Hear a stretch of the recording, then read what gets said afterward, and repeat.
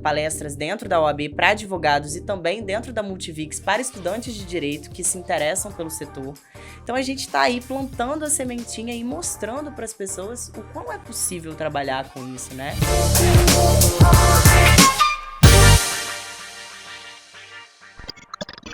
Oi, gente! Estamos aqui para mais um podcast do Papo de Quinta. Eu sou a Flávia Erkenhoff, sou uma das fundadoras do Papo de Quinta, estou como diretora também e também sou dona da Amulete Confeitaria. E hoje nosso tema é a especialidade em agronegócio e os desafios da mulher jovem nesse setor. Tem muita coisa pra gente falar hoje. E hoje eu vou apresentar a vocês os nossos convidados maravilhosos. Estamos aqui hoje com a Betina Marques. Ela é formada em Direito pela UFV, especialista em negócios e sócia do Bem Advocacia. E também estamos com a Júlia Bastos, também formada em Direito na FDV, advogada especialista em agronegócios e sócia há 3 anos na Bem Advocacia. Meninas, muito prazer e muito obrigada por terem aceito o convite. Então eu já vou perguntar para vocês. Contem a história de vocês, como que surgiu, por que agronegócio? Fala para mim. Obrigada, Flavinha, pelo convite. Boa tarde, pessoal do Papo de Quinta. Bom, a nossa história começou há um pouco mais de 3 anos atrás. Eu venho de uma família de produtores rurais, meu avô era produtor rural. Hoje ele já aposentou, né, mas continua vivo. E logo que eu formei no direito, eu quis juntar essas duas paixões, o direito, mas também o agronegócio. E foi que eu procurei uma especialização, mas aqui no estado do Espírito Santo não tinha nenhuma. Então eu fui para o Rio Grande do Sul, fiz minha pós em Direito Agrário lá e fiz também um MBA em agronegócios na USP, em São Paulo, que era onde estava ofertando os melhores cursos, né, para essa área, tanto no Rio Grande do Sul e em São Paulo. E aí, no meio dessa trajetória, eu me reencontrei com a Betina, a gente tinha estudado juntas, né, no ensino fundamental e no ensino médio. Então conhecem de longa data. Sim, já, né? Amigas de infância. E a Betina, ela vem de uma família de exportadores e corretores de café, então ela também estava envolvida nesse meio. E a gente resolveu juntar as nossas forças para poder pensar num escritório que atendesse essas demandas do agronegócio aqui no estado.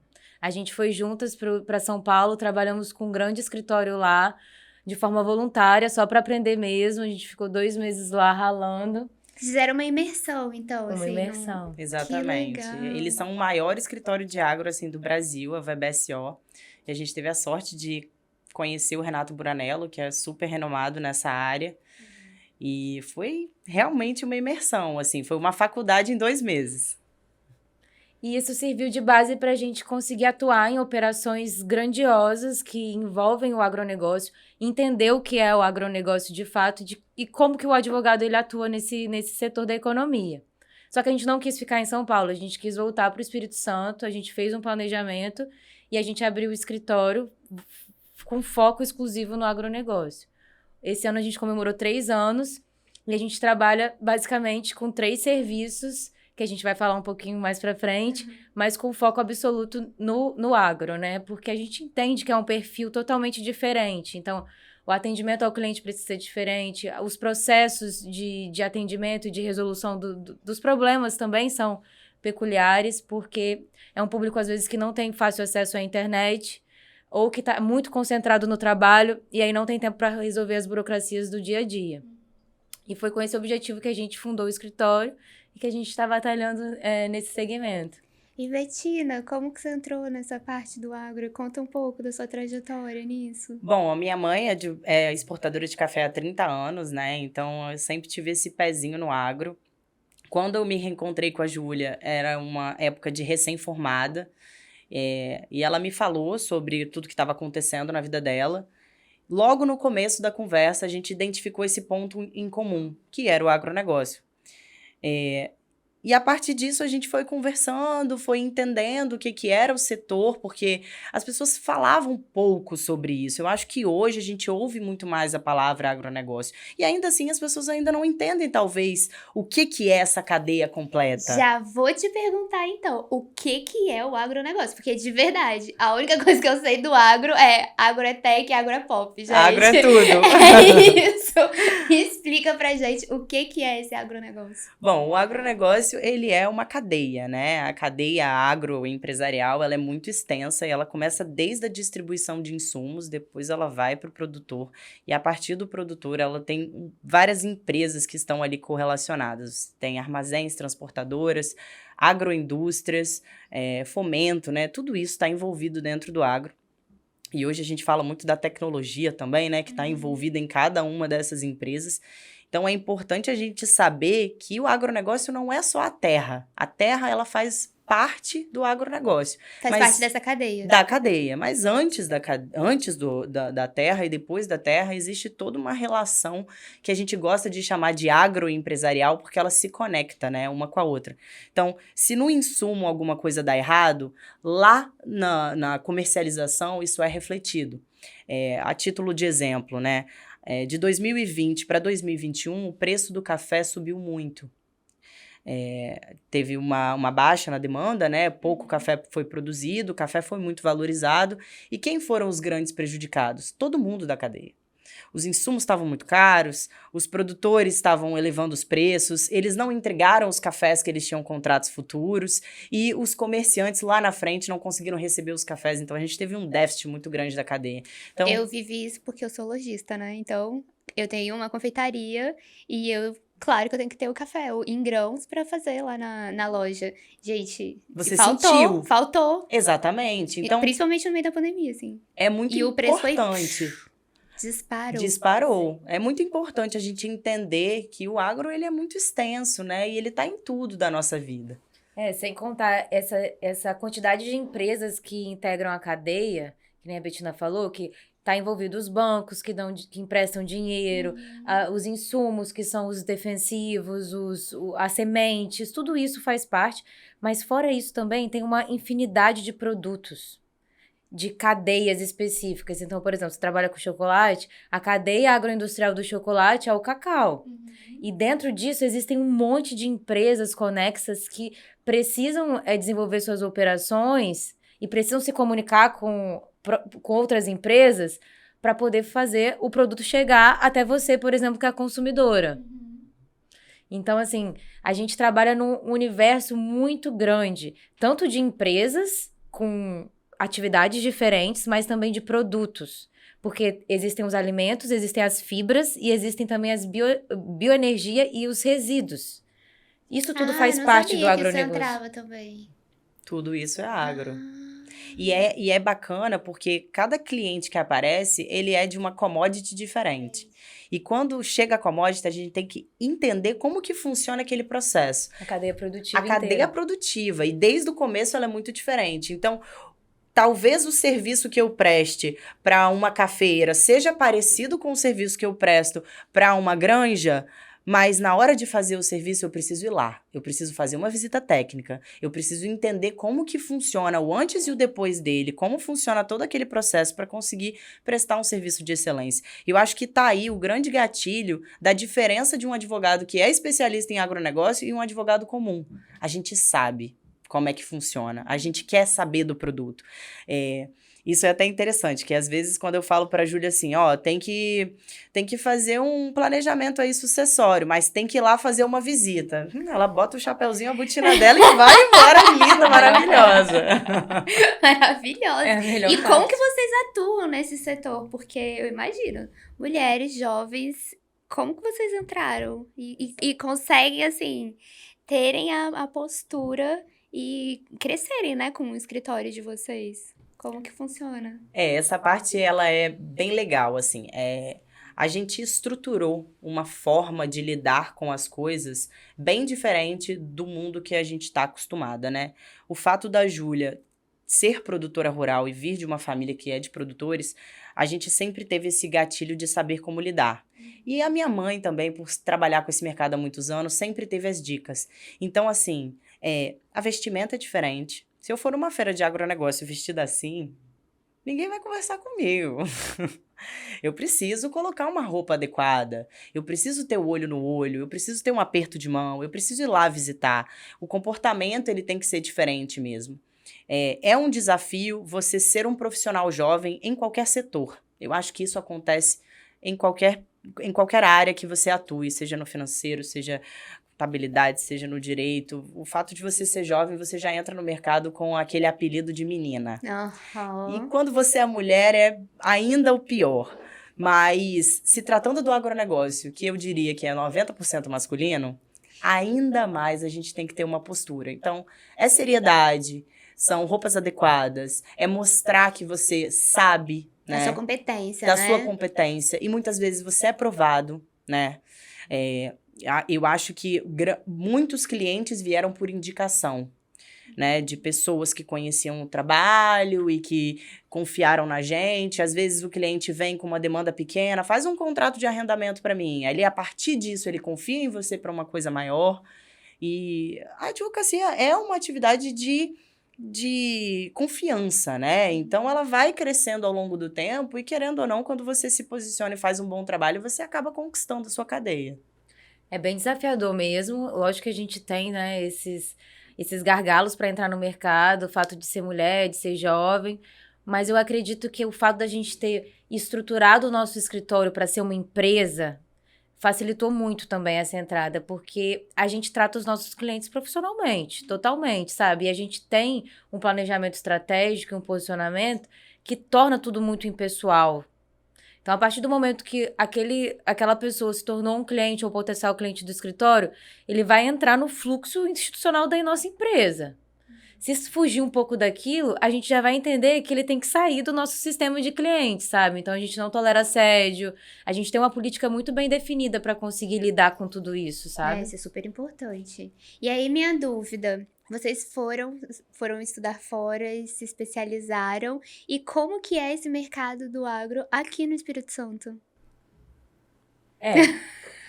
Já amei essa olhada. Eu amo. O setor do agronegócio no Espírito Santo, ele é muito importante. Ele tem uma relevância no PIB de 1/3 praticamente, do total, 30%. A maioria dos municípios do Espírito Santo tem como atividade principal o agronegócio, mas eu acho que falta um pouco tanto de confiança dos próprios produtores, dos próprios agentes do agronegócio daqui, de vestir a camisa e falar, nossa, nós somos fortes no agronegócio. Poxa, a gente é o maior produtor de café conilon do mundo, praticamente. Se a gente fosse um país, o Espírito Santo, a gente bateria de frente com o Vietnã, que hoje é o maior. A gente é o maior exportador de mamão papaya, de pimenta rosa. Tudo isso são coisas que a gente carrega, mas que a gente parece que não tem orgulho. Então, falta um pouco, tanto de quem está envolvido, como também das outras pessoas conhecerem um pouco mais sobre o agronegócio aqui do estado. Em relação à advocacia no agronegócio, acho que a Betina pode falar até um pouco sobre isso, que é totalmente subdesenvolvido, vamos dizer assim. A gente que foi a precursora, né, começar a estudar. Por isso, porque vocês foram buscar essa especialização fora do estado, e aí voltaram e quiseram abrir aqui. Então, exatamente, o desafio era esse. Isso? Primeiramente, a gente identificou que nenhum escritório no Espírito Santo trabalhava com a nomenclatura agronegócio. Ninguém tinha uma área especializada em agronegócio. Quando você vai para São Paulo... Rondônia, Rio Grande do Sul. E eles têm escritórios que têm, do mesmo jeito que tem direito de família ou criminal, eles tinham agronegócio. Quando a gente começou a ver isso, a gente falou, mas e aí, alguém no Espírito Santo tem isso? A gente fez uma pesquisa de mercado. A gente fez 1 ano de planejamento antes de abrir o escritório. Nessa pesquisa de mercado, a gente falou, ninguém está fazendo isso, ninguém está falando sobre isso. Tem algum curso? Não, absolutamente nada. O máximo que você tem é um direito ambiental ali, que é uma matéria optativa na faculdade. E além disso, nem a OAB do Espírito Santo tinha uma comissão de agronegócio, sendo que as OABs do Brasil todo tinham. E aí, a gente instituiu a comissão de agronegócio na OAB, na qual eu sou presidente hoje. Gente, que maravilhosa! Ainda tem isso.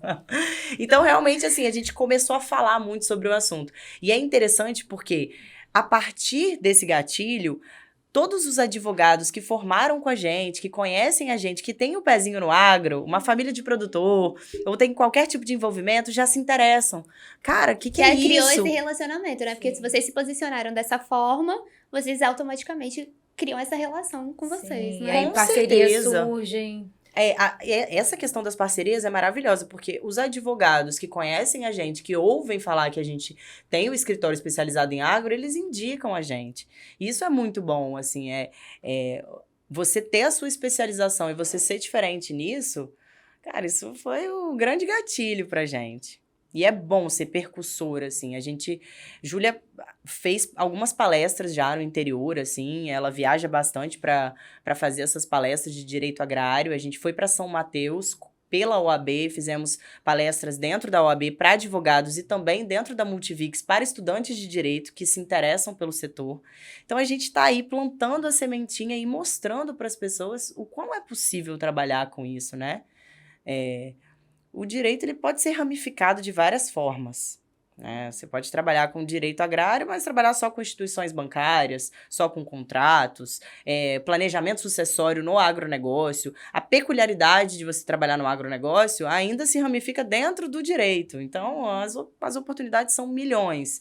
Hoje, o nosso escritório não consegue trabalhar com tudo que envolve o direito do agronegócio, porque as demandas são muitas. E aí, a gente acabou estabelecendo parcerias com grandes escritórios fora daqui que dão esse auxílio pra gente também. Então, a primeira vez que a gente trabalhou com a CPR foi com o escritório de São Paulo. A primeira vez que a gente viu um planejamento sucessório foi com um professor seu da pós, né? De um grande escritório também. Aí a gente foi criando essa cadeia de relações e conectando tudo. E hoje, como que é, então, separado o escritório da parte que vocês atuam dentro do agro?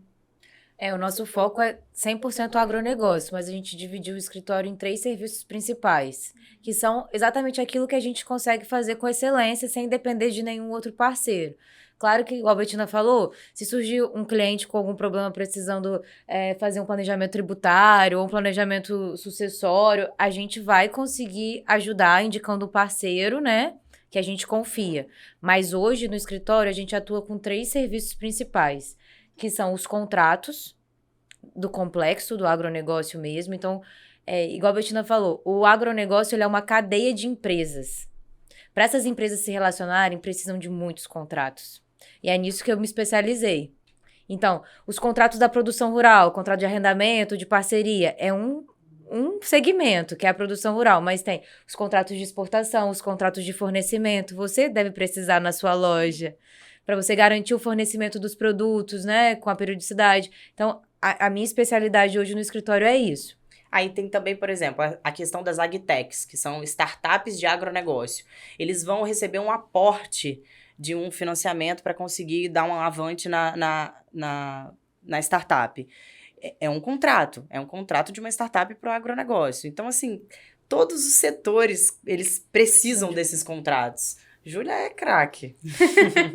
Por exemplo, existem muitas empresas familiares dentro do agronegócio. Então, existem os contratos familiares, os acordos da família, de divisão de funções, para poder estabelecer o que esperar de cada um no negócio, né? E aí vocês fazem isso por contrato? Sim, tudo por contrato. O que a gente chama de assessoria empresarial. Por quê? O produtor, ele pode atuar na pessoa física, mesmo sendo uma pessoa jurídica, né? Isso é muito comum no agro. Tem a mesma força. E como a produção rural, ela normalmente é familiar, isso se confunde muito. Então, assim... Faltam regras, falta salário estipulado, funções, horários. E aí, quando a gente... E aí vocês auxiliam em tudo isso? Tudo isso. A gente entra para fazer um planejamento empresarial daquele negócio que já é uma empresa, mas é visto como um negócio familiar. E essa é a parte que a gente mais gosta, assim. Pegar aquela bagunça maluca e transformar numa empresa. Né? Exatamente. Isso. Profissionalizar tudo. Exatamente. E o combinado não sai caro, né? Então, assim, a família toda concordando, entrando no consenso e assinando o contrato, não tem como reclamar depois. E tira as tretas da família. Eu acho maravilhoso. Nossa, isso é maravilhoso. E tem treta, tá, Flavinha? Eu imagino. Eu quero saber de vocês agora. Porque a gente tem no senso comum que o agro é uma coisa muito artesanal, que é uma coisa muito lá da terra, né? Esse é principalmente o imaginário. E aí eu queria que vocês contassem como que é, vocês que estão no agro desde pequenas, como que vocês viram essa evolução e como que tá a tecnologia hoje? Como que vocês veem o agro hoje nessa questão tecnológica? Porque eu agora imagino, já conversando um pouco com vocês, que a tecnologia tá muito mais avançada do que em outros setores. Sim. Então, conta um pouco como que é isso.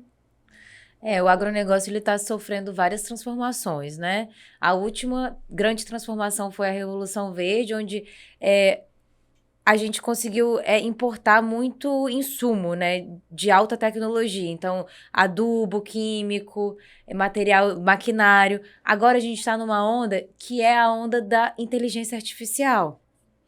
Isso está chegando no agronegócio em forma de sensores, em forma de rastreabilidade. Então, hoje é possível o nosso cliente, por exemplo, lá dos Estados Unidos, saber exatamente qual foi o produtor de café que plantou o café que ele está comprando lá, que já passou na mão de vários intermediários.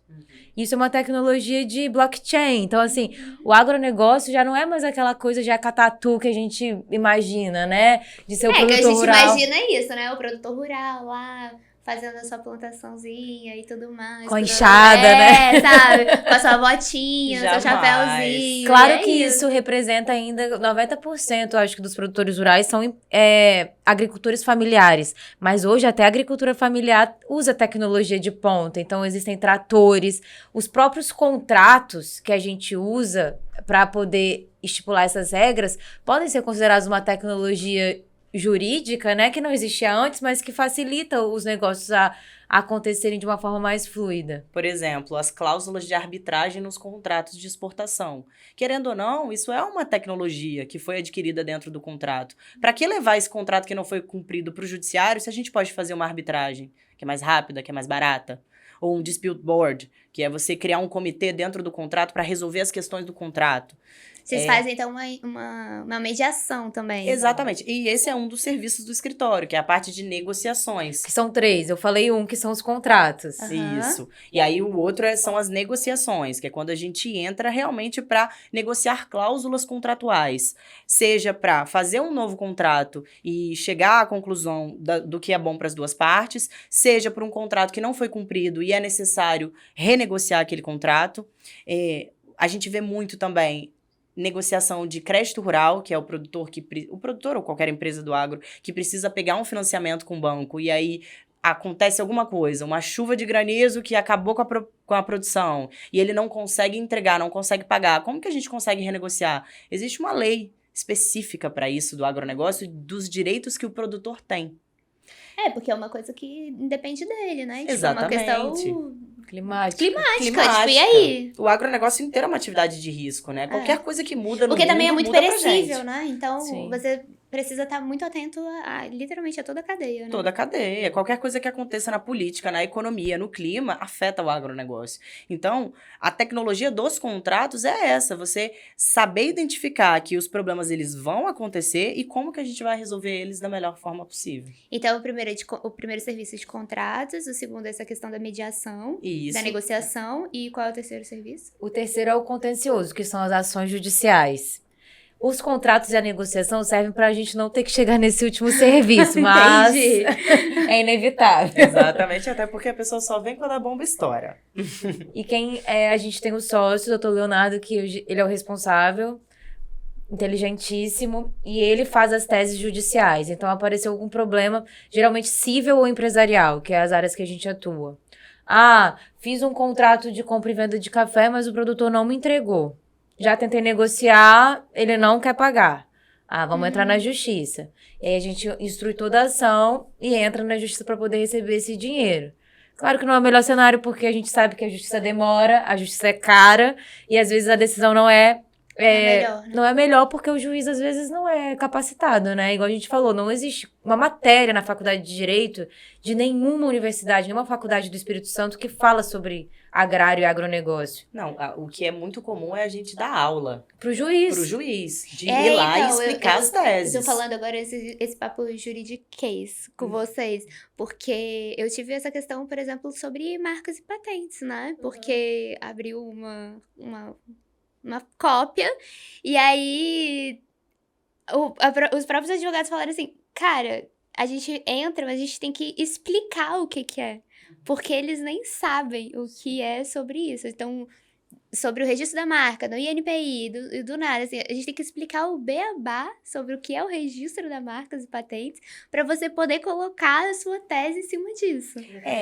Mas assim, a gente pode ter uma visão sobre isso também, de que o juiz, muitas vezes, ele é generalista, né? Principalmente no interior. Ele tá ali naquela vara e ele é civil, ele é criminal, ele é tudo. Então, cabe ao empresário identificar um bom advogado especialista naquilo para que o advogado tenha capacidade de fazer aquela explicação. Se a gente não fosse até o interior para explicar para o juiz a tese jurídica da prorrogação do crédito rural, a nossa liminar nunca ia ser deferida. Mas a gente foi lá, explicou e ele falou assim, meu Deus, eu nem sabia que isso existia.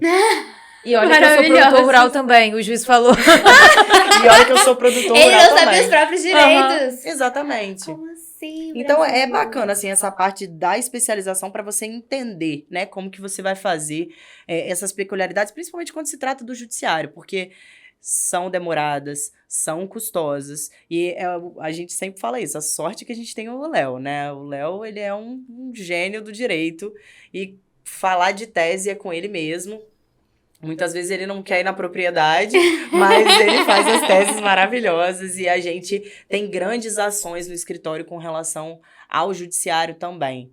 E a gente conseguiu englobar toda essa parte do preventivo e também do contencioso. E aí, fora isso, quando entram coisas um pouco mais específicas, quando é um tributário, um trabalhista, que precisa unir um conhecimento específico do direito que a gente não tem com o conhecimento específico do agronegócio, a gente faz a parceria. E aí fica perfeito. A Nina mesmo procurou a gente porque ela estava com uma questão tributária no escritório. Gente, só para contextualizar, a Nina Veiga é uma das diretoras aqui do Papo, tanto que a Betina também é associada do Papo de Quinta. Então, é só para vocês saberem de quem estamos falando. Exatamente, contextualizado. A Nina estava com uma questão tributária, o escritório dela é tributário, que envolvia o agro. E ela falou, Betina, eu não estou conseguindo resolver essa questão. Será que vocês conseguem me ajudar? A gente fez uma reunião, indicou uma contabilidade específica que trabalha com agronegócio para poder ajudar ela também. No final das contas, ela está resolvendo o problema dela e tá dando tudo certo. Então, é muito network, né? É isso, Papo de Quinta. É papo, é pra isso. Juntar, gente, mulheres maravilhosas. Exato. Então, mas aí depois eu preciso saber algum caso, porque vocês me explicaram tudo, que é uma coisa que eu já desconhecia, mas estou aprendendo agora, tendo uma aula com vocês. Mas conta um caso, eu quero saber de alguma treta dessas que vocês estão falando, pra eu entender e elucidar tudo isso. Legal, vamos falar do caso da propriedade na Bahia, né? Bom, o produtor rural tinha uma propriedade muito grande, tem uma propriedade muito grande, na qual ele fez um contrato de fomento. Isso. Um contrato de fomento. Com uma grande empresa que trabalha com celulose. Exatamente.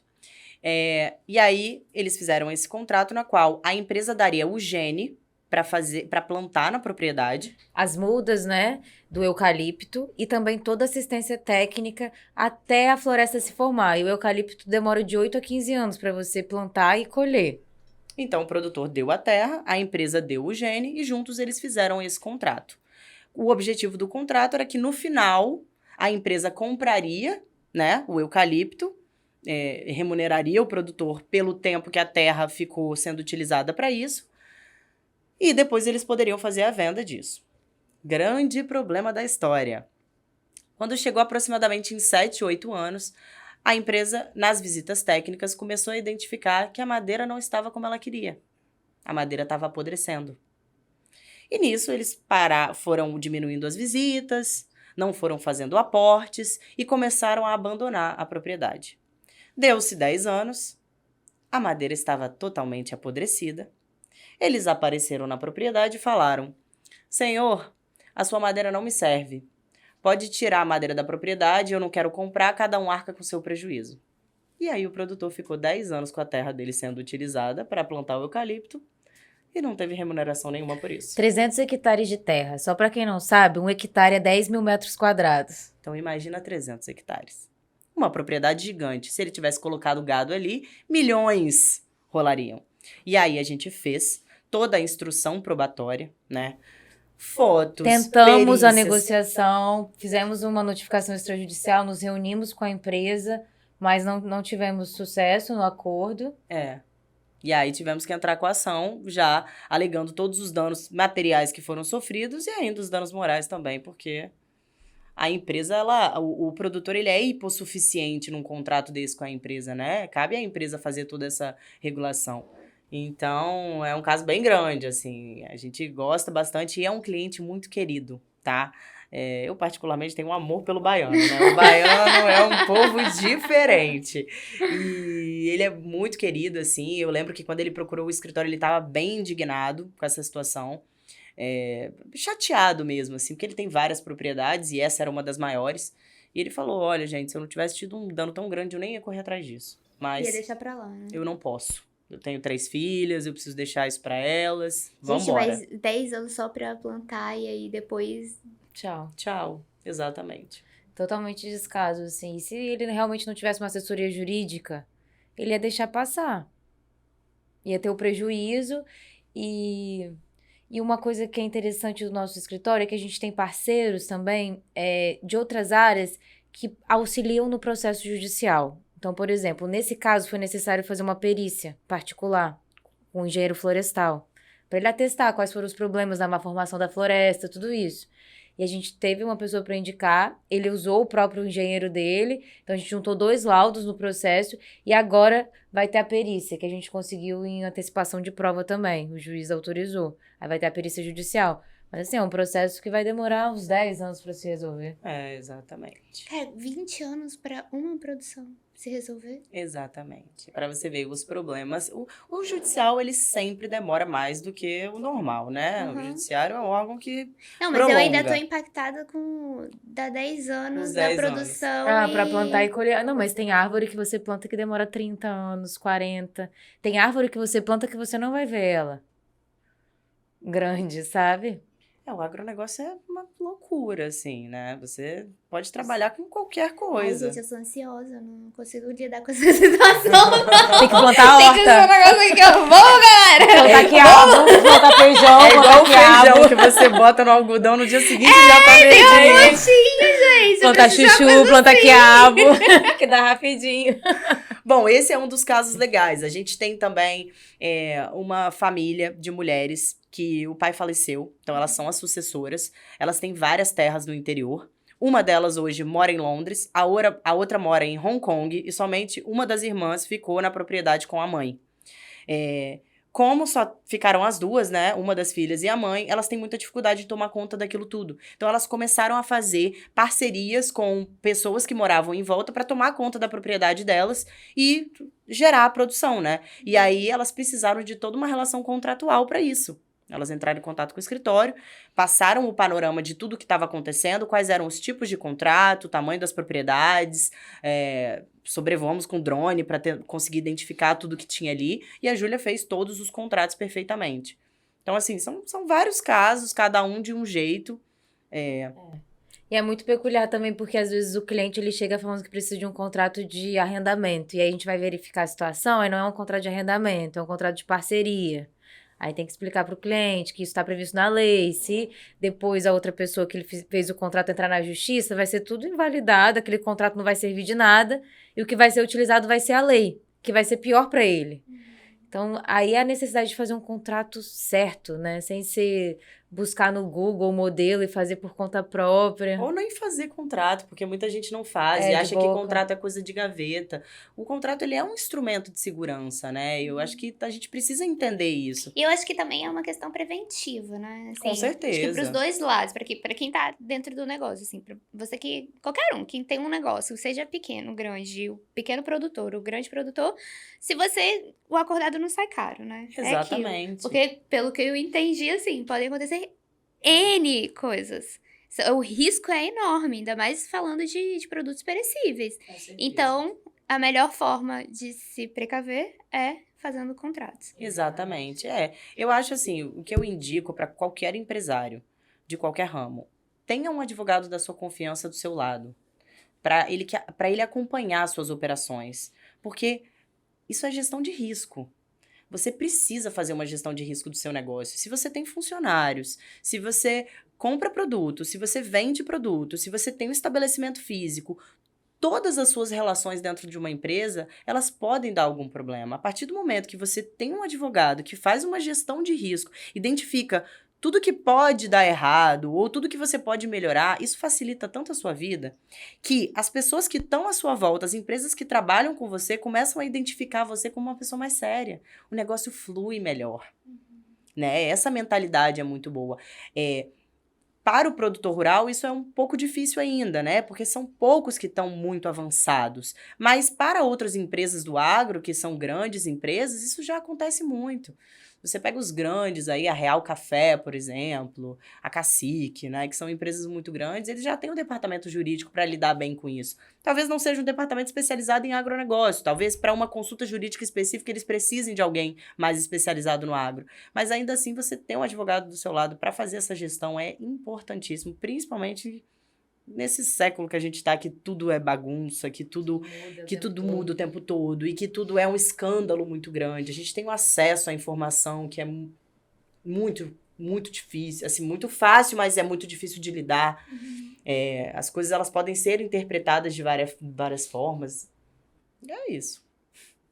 Eu achei importantíssimo isso. Eu acho que essa é a melhor dica. Então, se você tem algum agronegócio, por favor, procurem essas maravilhosas, porque vocês vão minimizar os riscos de vocês. E aí, o que eu quero saber, aonde que vocês querem chegar? Essa é boa, hein? O nosso objetivo é atuar de forma digital, atendendo o Brasil inteiro. E também clientes internacionais que comprem do Brasil. Eu acho que esse é o nosso objetivo. O nosso escritório ele é bilíngue, né? A gente atende inglês e português, os 3 sócios são fluentes. Eu arranho um pouquinho no espanhol também quando precisa. Mas a nossa meta é conseguir fazer esse atendimento online, que a gente já faz, tá? Os nossos grandes clientes são atendidos de forma online. Vira e mexe precisa fazer uma visita presencial, mas isso é tranquilo. E a gente quer poder atender as grandes empresas, né? E trabalhar com os contratos de exportação, que é o que a gente gosta muito, né? Envolve muito aonde a minha família tá, onde a família da Júlia tá também.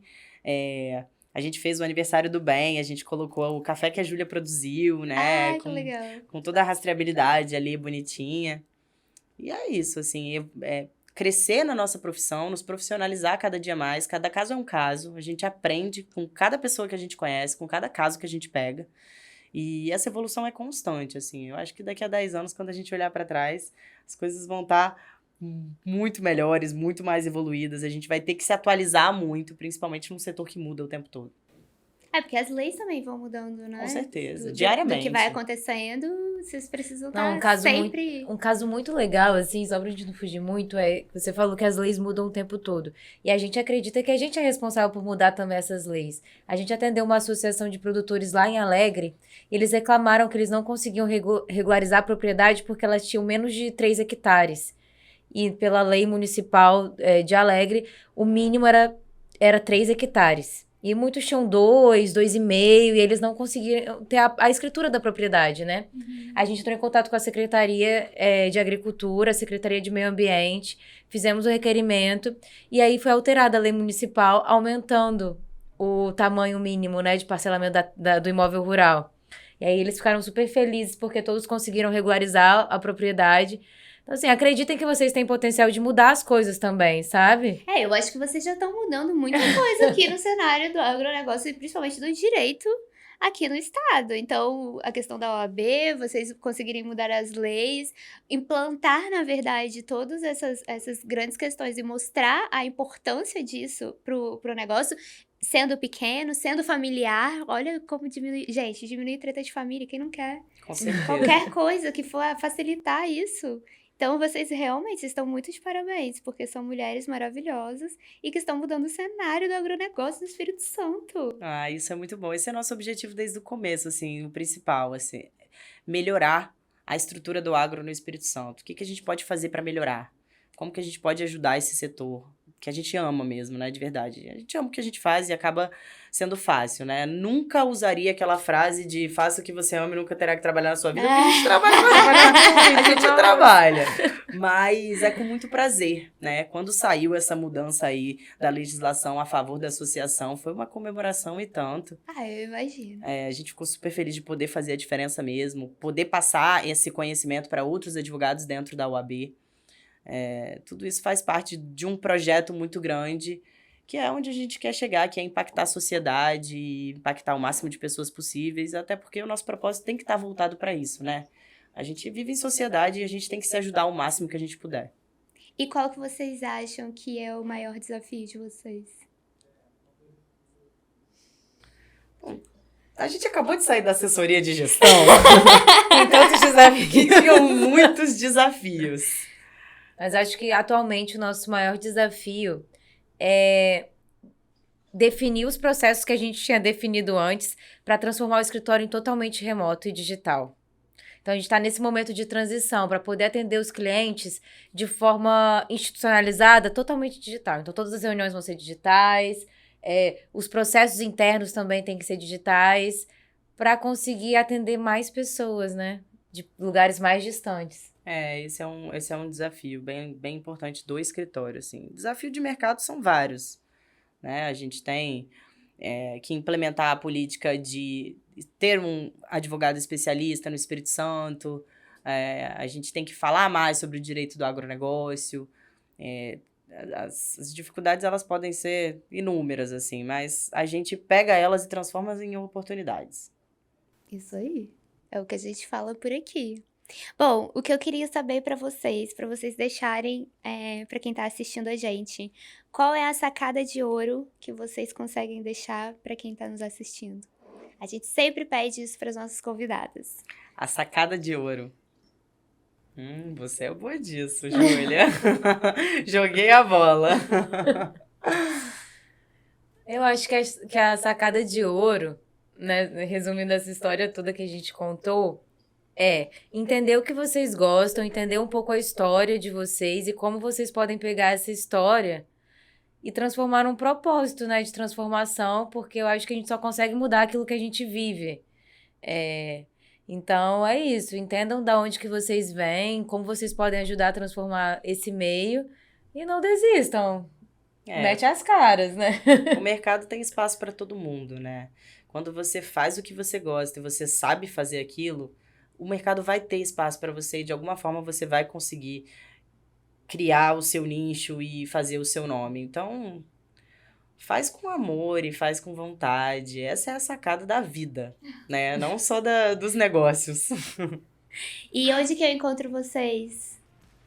Vocês estão nas redes? Onde? Estamos, a gente tem um site, né, que é o bemadvocacia.com.